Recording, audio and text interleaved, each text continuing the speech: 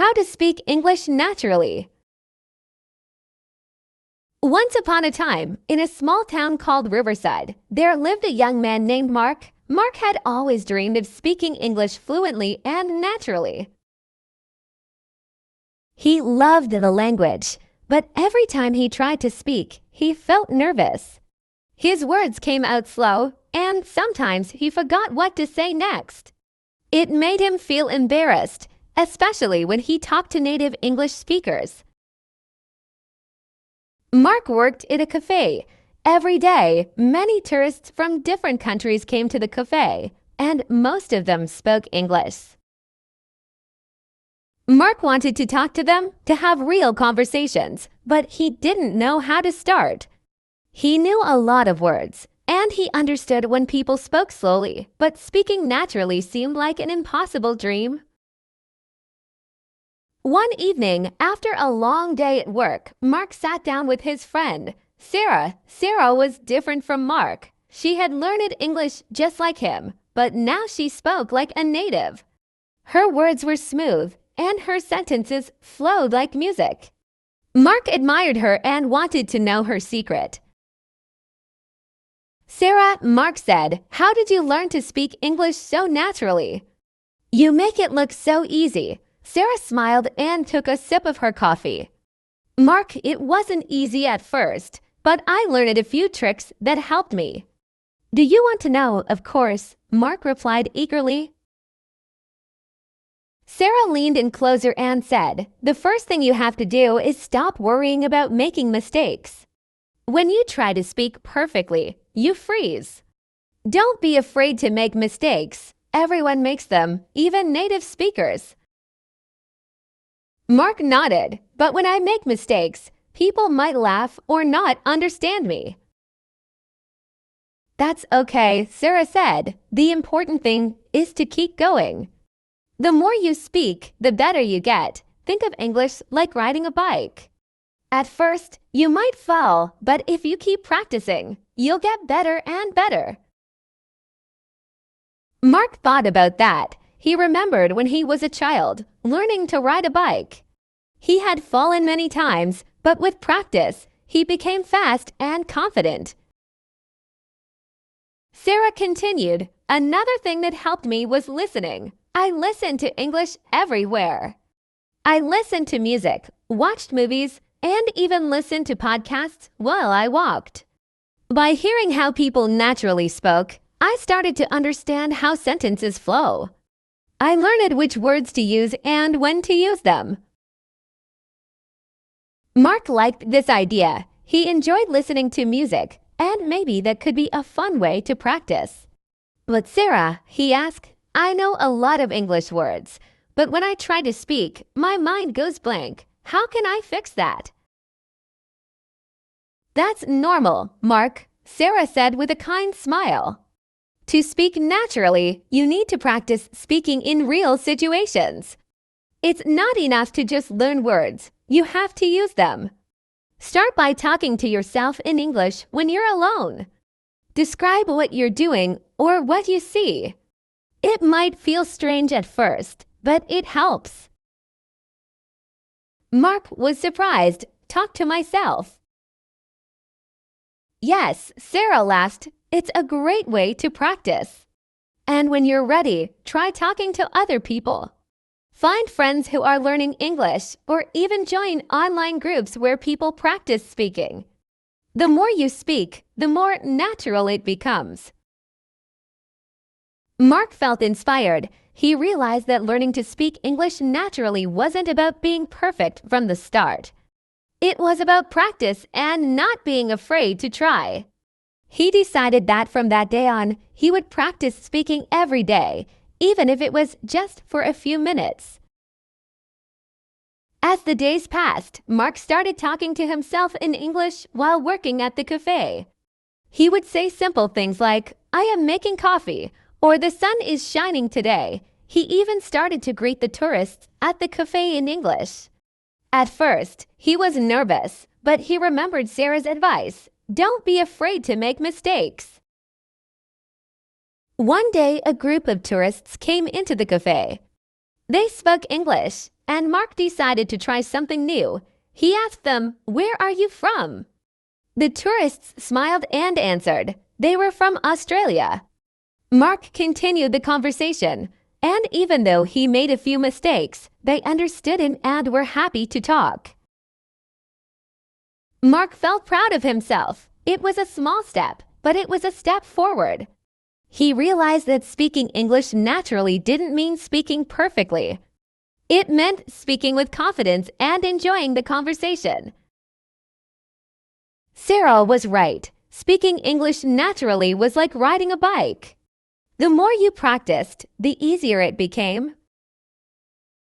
And so Mark continued on his journey to becoming a confident English speaker.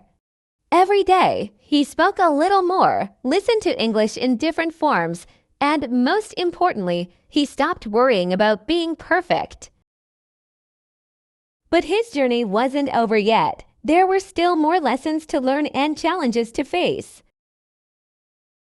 As the weeks went by, Mark continued practicing his English. Every day, he found new ways to use the language.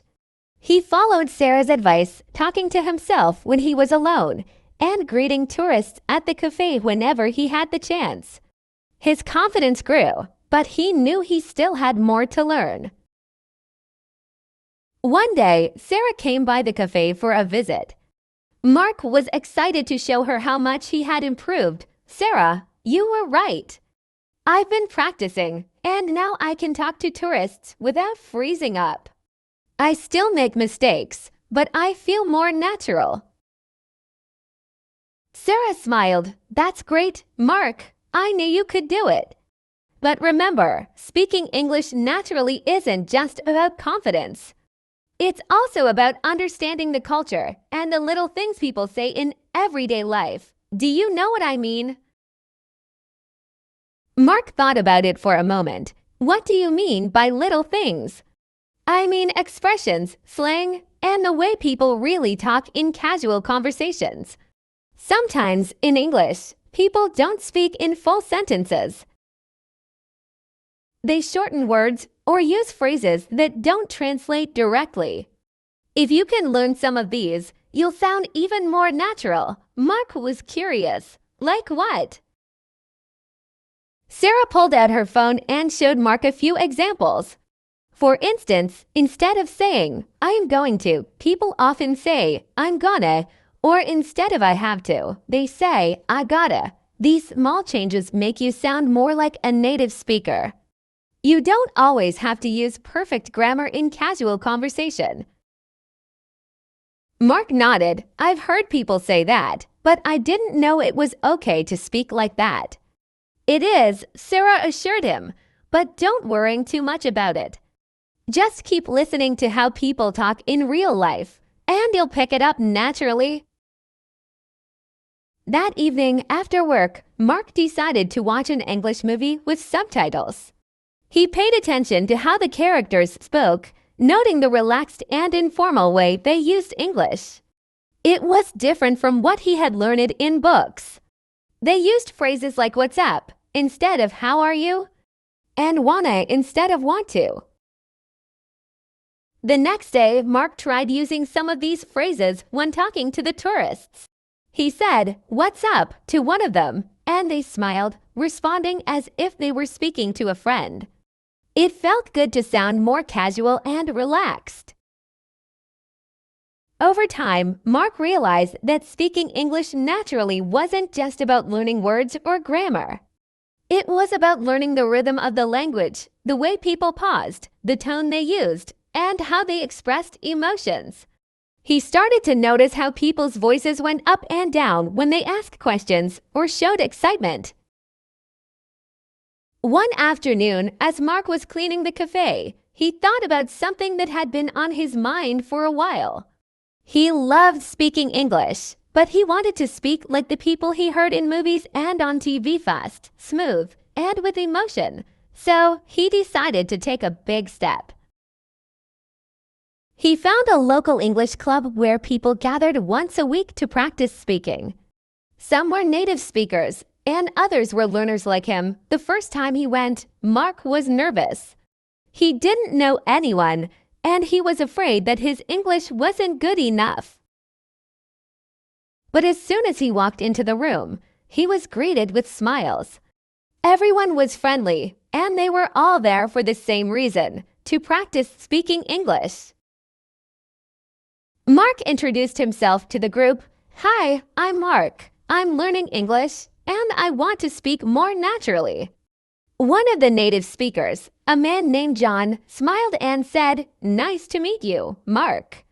Don't worry, this is a safe space. We're all here to help each other." As the group began speaking, Mark listened carefully to how John and the other native speakers talked. They used expressions like "you know what I mean" and "that's cool." They didn't always speak in full sentences, but their conversations flowed easily, and they laughed a lot. When it was Mark's turn to speak, he was a little nervous, but he remembered what Sarah had told him, "Don't worry about mistakes." So he started talking about his job at the cafe and how he enjoyed meeting tourists. He used some of the new phrases he had learned, and to his surprise, everyone understood him perfectly. After the meeting, John came over to Mark and said, "You did great today. You sound more natural than you think. Just keep practicing and, most importantly, have fun with it." Mark thanked him and felt encouraged. He realized that speaking English naturally wasn't about being perfect. It was about being comfortable, enjoying the conversation, and connecting with people. The more he spoke, the more natural it felt. In the weeks that followed, Mark continued going to the English club. He made friends from all over the world, and they helped each other practice. He also continued to listen to music, watch movies, and have conversations with tourists at the cafe. Every day, he felt more confident and more like himself when he spoke English. One evening, Sarah came back to the cafe. Mark greeted her with a big smile. "Hey, Sarah, how's it going?" Sarah smiled back. "Well, Mark, you sound so natural now. I'm really impressed." Mark laughed. "Thanks to you. You were right, practicing every day, listening, and just enjoying the language has helped me a lot." Sarah nodded. "That's the key, Mark. Speaking English naturally is a journey. You never stop learning, but the more you practice, the more it becomes a part of you." Mark agreed. He knew he still had more to learn, but he was proud of how far he had come. He no longer felt nervous about speaking English. Instead, he enjoyed it. He had learned that speaking naturally wasn't about being perfect. It was about being confident, making connections, and having fun. And so, Mark's journey continued, but now with a new sense of confidence and joy in speaking English, a language that had once felt so distant but now felt like a part of him.